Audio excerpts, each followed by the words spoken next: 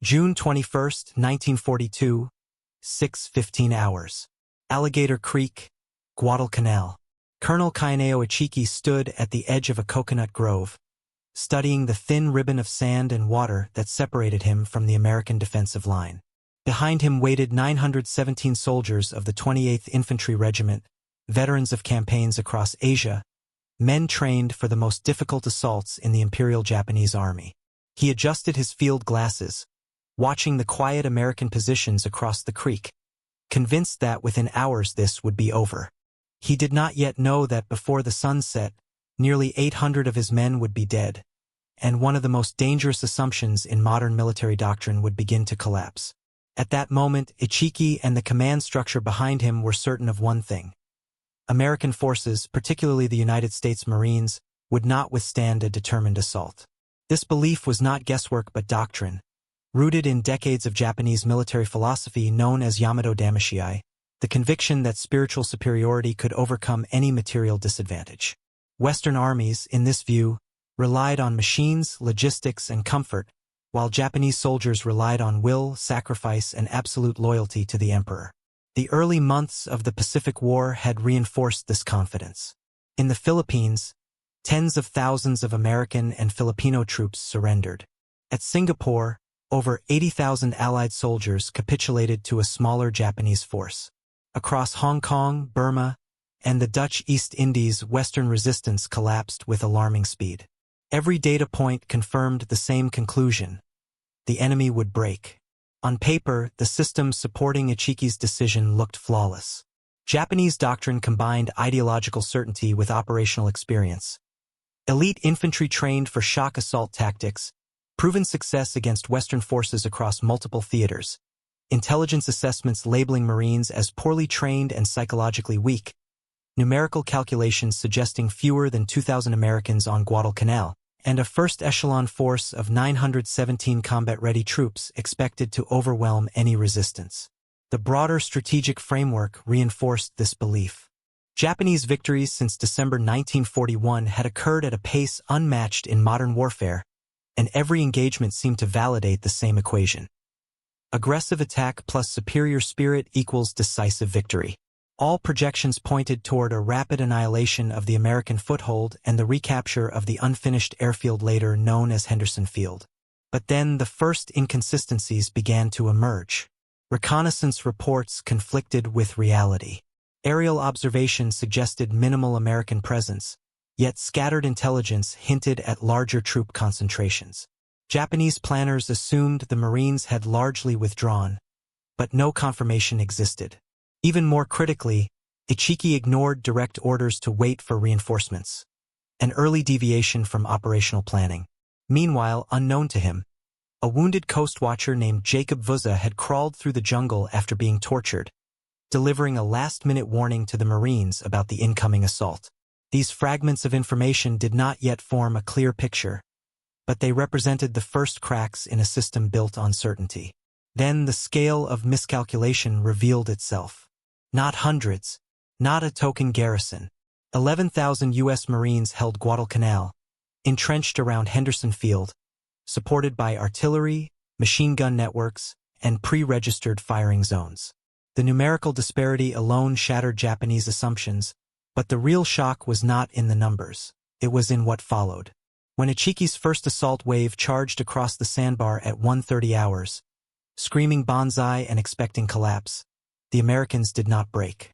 They did not retreat. Instead, they held their ground and opened coordinated fire with devastating precision.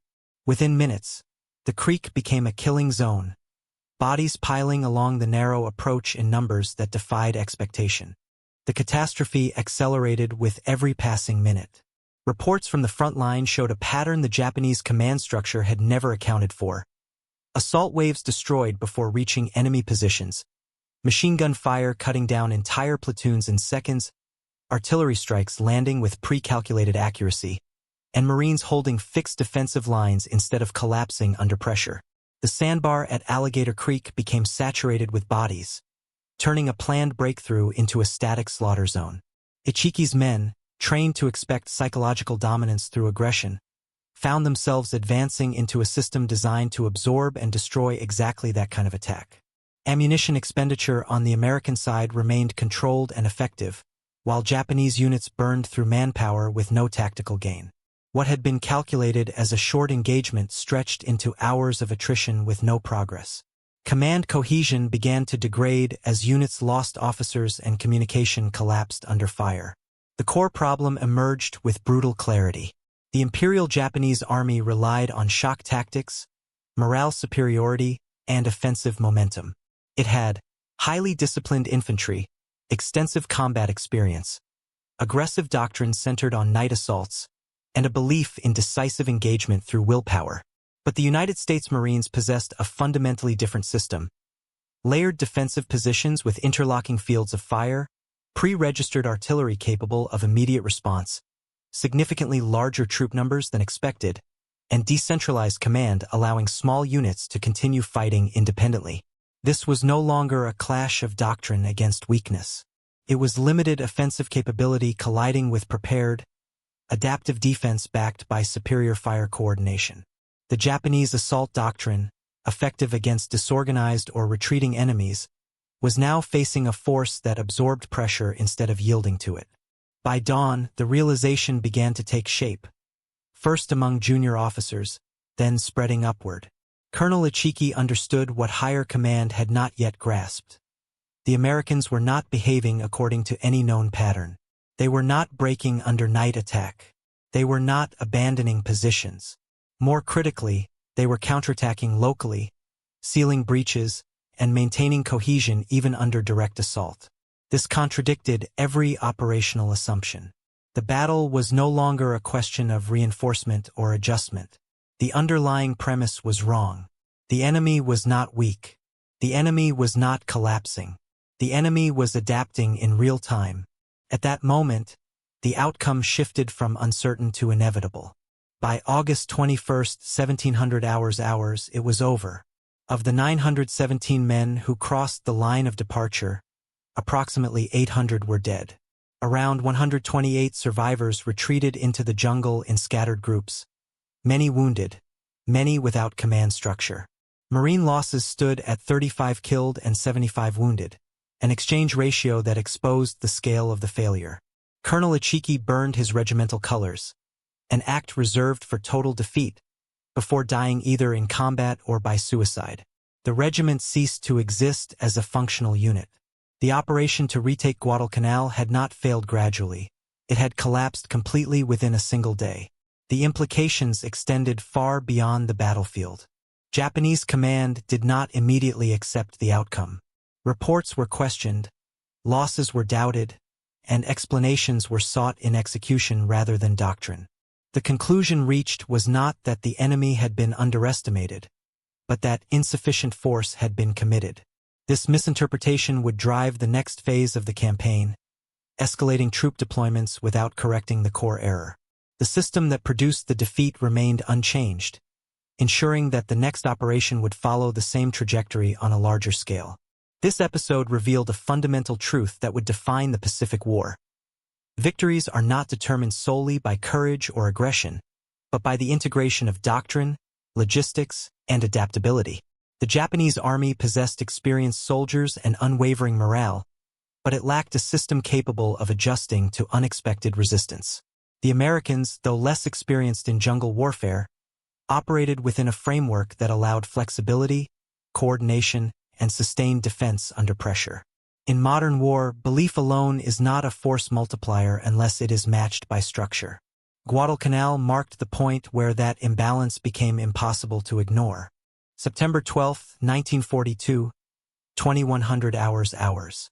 South of Henderson Field, along an unnamed jungle ridge. Major General Kyoto Kawaguchi stood in the darkness beneath thick canopy, listening to the movement of nearly 6,000 soldiers preparing for a coordinated night assault. His objective lay ahead, a narrow ridge leading directly toward the airfield.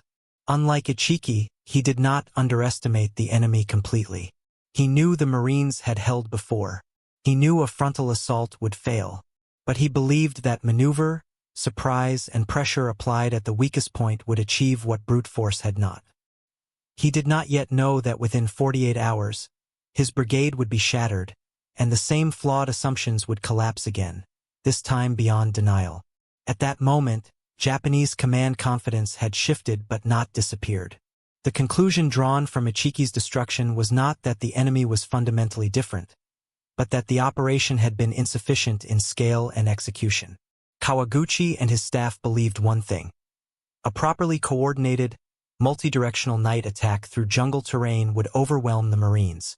The logic appeared sound. The Americans had limited artillery, were operating in unfamiliar terrain, and depended heavily on fixed defensive positions. If those positions were bypassed and attacked from an unexpected direction, cohesion would break. Japanese doctrine adapted just enough to justify confidence, but not enough to challenge its core belief in spiritual superiority. On paper, Kawaguchi's system represented a significant improvement over Ichiki's failed assault. The operation included approximately 6,000 troops from the 35th Infantry Brigade, a flanking maneuver through dense jungle to strike the southern perimeter, coordination between multiple battalions converging on a single breakthrough point, night assault timing to negate American firepower advantage, and the use of terrain masking to approach undetected. The ridge itself provided a natural corridor toward Henderson Field, lightly defended compared to coastal approaches. Intelligence suggested that once the ridge was taken, the airfield would be exposed and vulnerable to rapid exploitation. All calculations pointed toward a decisive penetration followed by collapse of the Marine perimeter. But the first signs of failure appeared before the battle even began. The jungle destroyed coordination. Units lost direction. Entire battalions failed to reach their assigned positions. Supply lines broke down, leaving soldiers exhausted, dehydrated, and short on ammunition before the attack even started. Artillery support, already limited, was effectively non-existent after transport barges were destroyed by American aircraft. Communication between units deteriorated as terrain prevented visual contact and disrupted signals.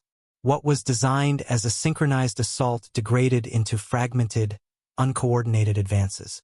These were not catastrophic failures individually, but together they eroded the precision the plan depended on. Then the scale of resistance became undeniable. Not hundreds, not scattered defenders. Approximately 800 Marines, elite raider and parachute battalions under Lieutenant Colonel Merritt Edson, held the ridge, supported by artillery, machine guns, and pre-planned defensive positions. Despite being outnumbered, they occupied terrain that forced attackers into narrow approach routes, maximizing the effectiveness of their firepower. When Kawaguchi's forces began their assault, they encountered not a weak perimeter, but a concentrated defensive system designed to absorb and channel enemy movement into kill zones. The battle escalated rapidly into chaos. Reports from the ridge described repeated Japanese breakthroughs followed by immediate counterattacks, Marines falling back to secondary positions while maintaining cohesion, artillery strikes landing within meters of friendly lines to break assault waves, and continuous close-quarters combat across fragmented positions. The ridge changed hands in places multiple times during the night. Japanese units reached within several hundred yards of Henderson Field. At critical moments, the entire defensive line came close to collapse. But each time, the Marines stabilized, reorganized, and held. Command did not break down. Small unit leadership compensated for losses. The system bent under pressure but did not fail. The contrast in operational capability became decisive. Kawaguchi's force had numbers, aggression, and experience, but lacked sustained coordination under degraded conditions. The Marines, though fewer in number, maintained continuous communication between units and artillery, flexible defensive depth allowing fallback without collapse, leadership at squad and platoon level capable of independent action, and logistical stability within the perimeter. This was no longer a contest of attack versus defense. It was a test of systems under stress. One adapted in real time. The other continued executing a plan that no longer matched reality. By the second night, the moment of recognition arrived. Kawaguchi understood that his offensive had lost momentum. His men were exhausted, disorganized, and taking unsustainable casualties. The Marines were still holding key terrain, still coordinating fire, still resisting with the same intensity as at the beginning. The assumption that pressure would eventually break them proved false. The offensive had reached its limit, not because of lack of effort, but because the system could not achieve breakthrough under these conditions. At that point, the outcome became inevitable. By September 14th, the battle was finished. Over 600 Japanese soldiers lay dead across the ridge and jungle approaches. Hundreds more were wounded or scattered, many of whom would later die during retreat from starvation and disease. Marine losses, though significant for their numbers, remained a fraction of the attackers' casualties. The ridge held. Henderson Field remained operational. Kawaguchi's brigade ceased to function as an effective offensive force. The second attempt to retake Guadalcanal had failed, not due to lack of strength, but due to failure to adapt at the structural level. The pattern was now unmistakable, yet still not fully accepted. Japanese command again interpreted the defeat as a matter of scale and execution rather than doctrine. More troops would be committed, more resources allocated. The next offensive would be larger, more coordinated, more decisive. But the core issue remained unresolved. Each escalation increased losses without addressing the underlying mismatch between expectation and reality. This phase of the campaign reinforced a critical lesson. Increasing force does not compensate for flawed assumptions. Kawaguchi improved tactics compared to Ichiki, but the fundamental belief that the enemy would eventually break under pressure remained unchanged. The Marines demonstrated the opposite. They absorbed pressure, adapted locally, and maintained cohesion under conditions that should have caused collapse. In modern warfare, resilience within the system outweighs aggression directed against it. Guadalcanal was becoming not a battle of strength, but a demonstration of which structure could survive sustained stress. October 23, 1942, 1900 hours. Jungle south of Henderson Field. Lieutenant General Hirokichi Hyakutake stood at his forward command position, reviewing final reports before launching what he believed would be the active blow. Around him, over 20,000 Japanese troops prepared for a coordinated, multi-directional assault designed to crush the marine perimeter once and for all. This was no longer a raid or probing attack. This was the culmination of weeks of reinforcement, planning, and escalation. He did not yet know that within days, his offensive would collapse under the same conditions that had destroyed Ichiki and Kawaguchi, and that the limits of Japanese operational doctrine would be exposed beyond recovery. At this stage, Japanese command confidence rested on a single reinforced assumption. Overwhelming force applied simultaneously across multiple axes would succeed where smaller assaults had failed. The belief remained unchanged at its core. Americans could resist temporarily but not indefinitely. Pressure, multiplied by scale, would eventually break them. Hyakutake's plan reflected this logic. Attacks would come from the west along the Tenaru River, from the south through jungle approaches, and directly against the perimeter. Naval bombardment would soften defenses. Air support would suppress Henderson Field. The system, in theory, addressed previous failures by increasing coordination, mass, and timing. On paper, the operation represented the most comprehensive Japanese effort of the campaign. It included over 20,000 troops from multiple divisions, including the experienced Sendai Division, synchronized assaults from multiple directions to stretch marine defenses, armored support with 9 to 10 tanks advancing alongside infantry, naval artillery bombardments targeting Henderson Field, and air operations intended to neutralize American aircraft. The expectation was clear. Simultaneous pressure would fracture the defensive perimeter faster than the Marines could respond. Once a breach formed, exploitation forces would roll through and overrun the airfield, ending the campaign. But the first signs of systemic failure appeared immediately. Coordination broke down under terrain constraints and communication limitations. Units attacked at different times instead of simultaneously. Some formations advanced without support, while others never reached their starting positions. Naval bombardment, though intense, failed to neutralize key defensive points. Air superiority remained contested, limiting the effectiveness of suppression. The complexity of the plan exceeded the command system's ability to execute it under battlefield conditions. What was intended as synchronized pressure became fragmented assaults delivered in sequence rather than in unity. Then the scale of resistance reasserted itself. The Marines, though stretched, maintained a continuous defensive network supported by artillery, machine guns, and interior lines of communication. At the Matanacaw, Japanese tanks advancing in darkness were detected early and destroyed one by 37mm anti-tank guns. Infantry following them was cut down by coordinated fire before reaching effective range. In the southern sector, where Hyakutake expected the Ativ breakthrough, repeated assault waves encountered entrenched positions that absorbed impact and responded immediately with concentrated firepower. The battle intensified through the night of October 24th to 25th. Reports from multiple sectors described continuous Japanese assaults failing to penetrate defensive depth, machine gun positions firing at sustained rates until barrels overheated, Marines redistributing ammunition under fire to maintain operational capacity, and artillery barges breaking up formations before they could mass. In one critical sector, Sergeant John Bassilone's machine gun sections faced approximately 3,000 attacking soldiers. Despite crew losses and equipment failure, the position held. Ammunition was resupplied under direct fire. Guns were repaired in combat conditions. When bodies accumulated high enough to obstruct fields of fire, Marines physically cleared them to continue engagement. The intensity of combat exceeded previous engagements, but the outcome followed the same pattern. The contrast between the opposing systems reached its peak. Japanese forces possessed numerical superiority, offensive doctrine, and willingness to sustain extreme casualties. But the Marines operated within a framework that maximized defensive efficiency.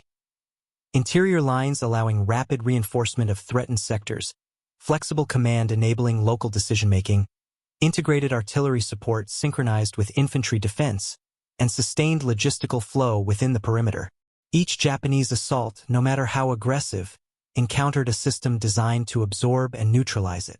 Losses accumulated on one side without equivalent degradation on the other.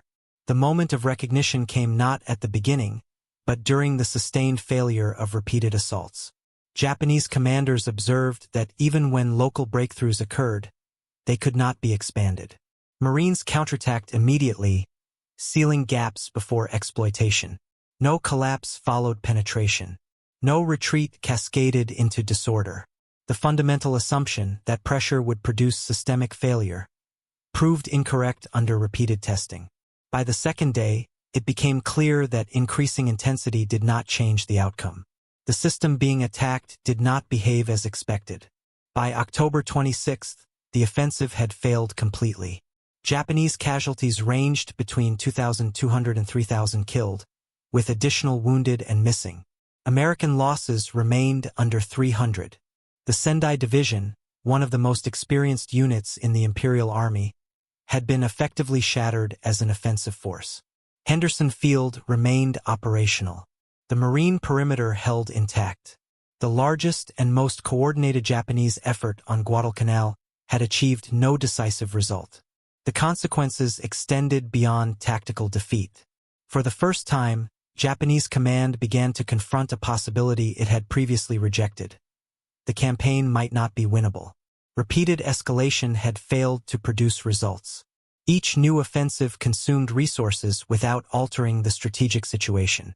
Reinforcements arrived, but so did attrition, disease, starvation, and constant pressure from American air and naval forces. The battlefield was no longer defined solely by combat engagements, but by the inability to sustain operations over time. This phase of the campaign demonstrated a final, decisive principle. Victory in modern warfare is not achieved by increasing intensity alone. It requires a system capable of sustaining pressure while adapting to resistance. The Japanese approach relied on decisive engagement and moral superiority, but lacked the structural flexibility to adjust when those assumptions failed.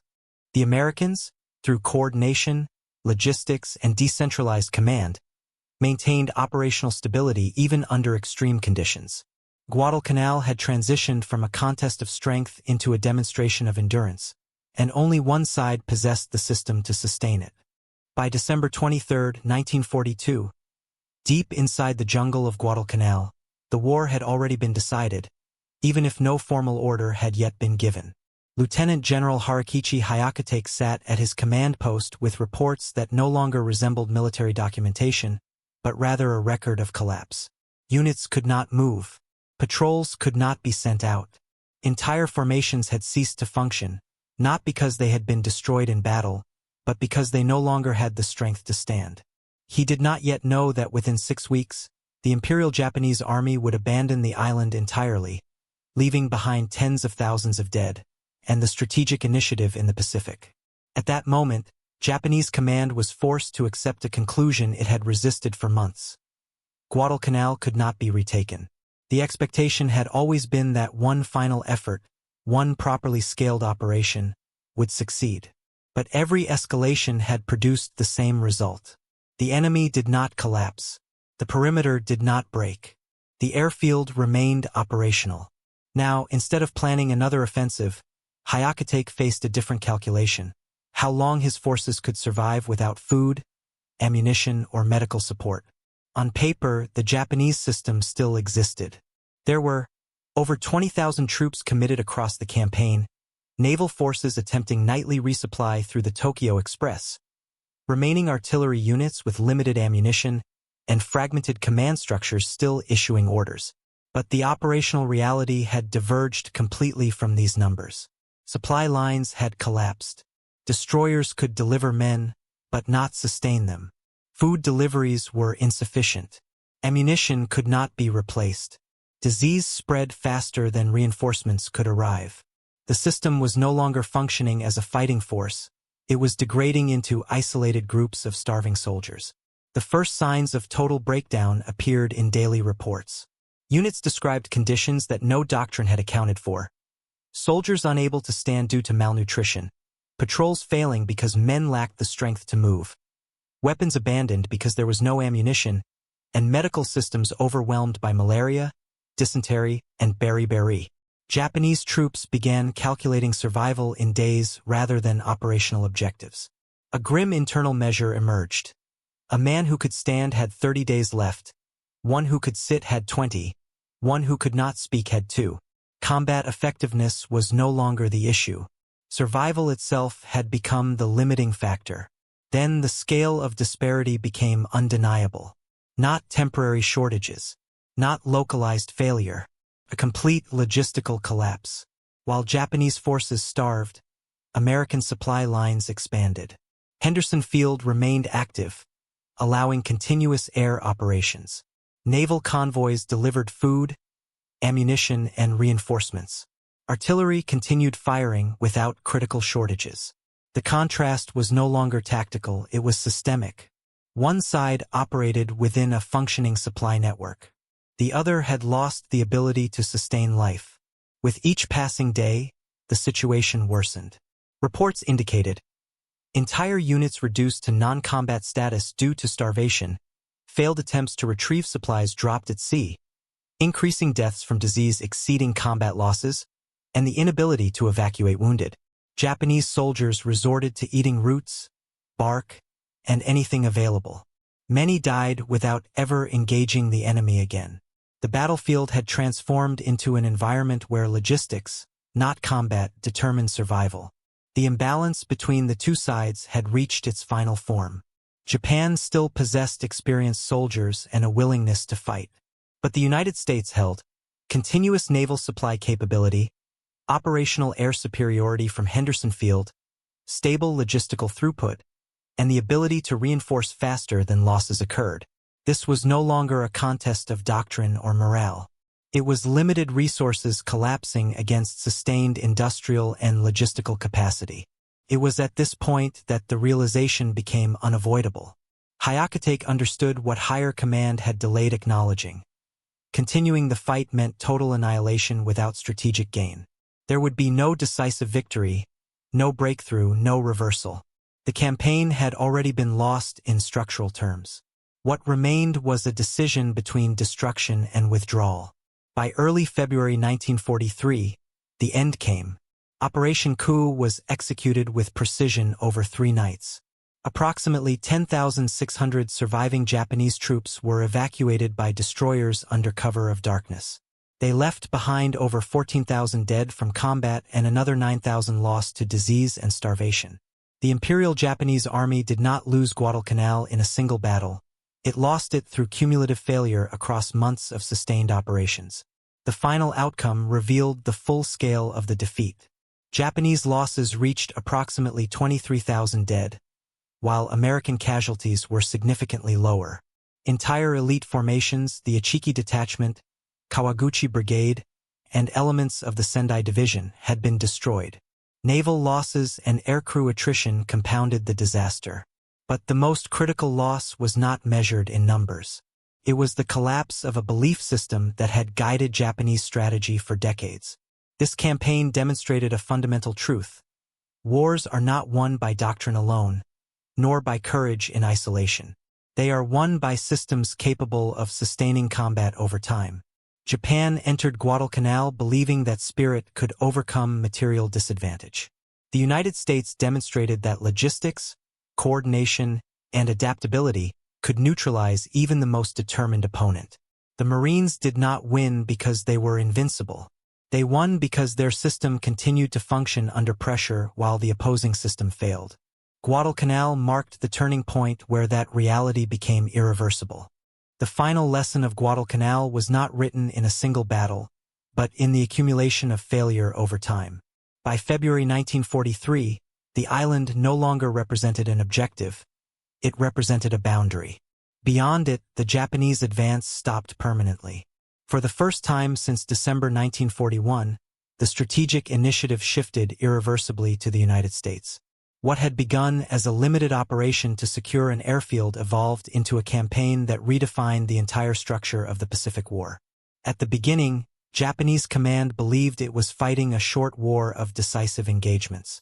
The expectation was clear. Rapid victories would force negotiations before American industrial capacity could be fully mobilized. Guadalcanal shattered that timeline. The campaign lasted 6 months, consumed elite units, and forced Japan into a war of attrition it was structurally incapable of sustaining. Every assumption about tempo, endurance, and enemy capability collapsed under the reality of prolonged engagement. The system that replaced it was fundamentally different. American operations after Guadalcanal no longer aimed at isolated victories, but at continuous pressure across multiple fronts. The island-hopping strategy emerged not as a theoretical concept, but as a direct response to lessons learned. Instead of confronting every Japanese position, the United States would bypass strongholds, isolate garrisons, and cut supply lines.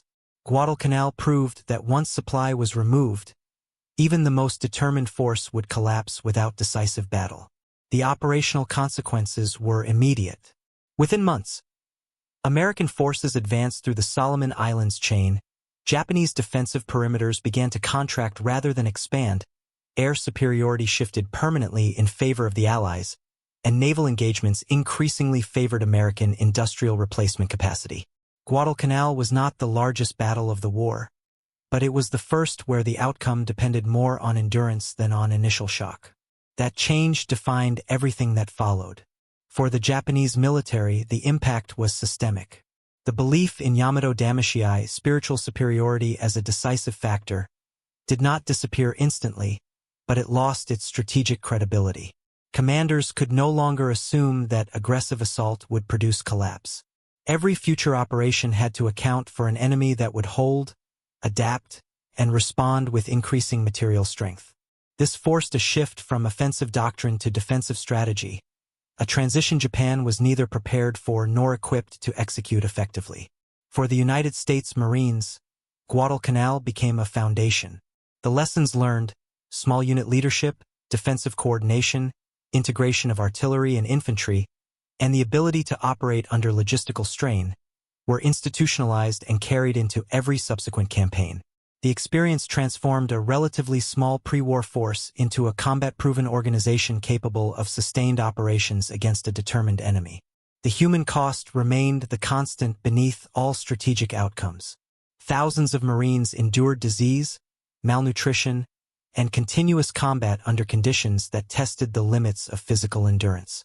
Japanese soldiers faced even harsher conditions, many dying without ever engaging in another battle after their initial deployment. The campaign demonstrated that modern war does not always end in decisive moments. Often, it ends when one side can no longer continue. This is the final conclusion of Guadalcanal. Victory is not determined by who attacks first or who fights harder in a single engagement. It is determined by which side can sustain the fight longer, adapt faster, and maintain a functioning system under pressure. Japan entered the campaign with confidence built on belief. The United States emerged with a proven method built on structure. Guadalcanal did not end the war, but it ensured how the war would end.